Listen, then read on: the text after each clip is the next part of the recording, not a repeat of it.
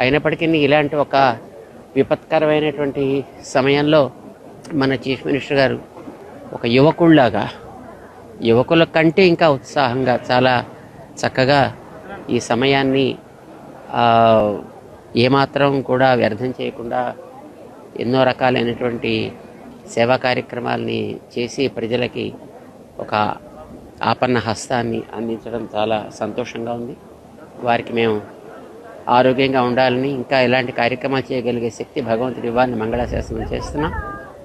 గతంలో విశాఖపట్నంలో హుడ్హుడ్ వచ్చినప్పుడు ఎంత శీఘ్ర గతిలో దాన్ని మళ్ళీ పునరుద్ధరణ చేశారు. ఈసారి ఈ విజయవాడ పరిసర ప్రాంతాలని కూడా అంత శీఘ్రగతిలోనూ పునః వాటి యొక్క స్థితికి తీసుకురాగలగడంతో పాటు ఈ 3-4 రోజుల్లో మన సీఎం గారు చేసేటటువంటి ఈ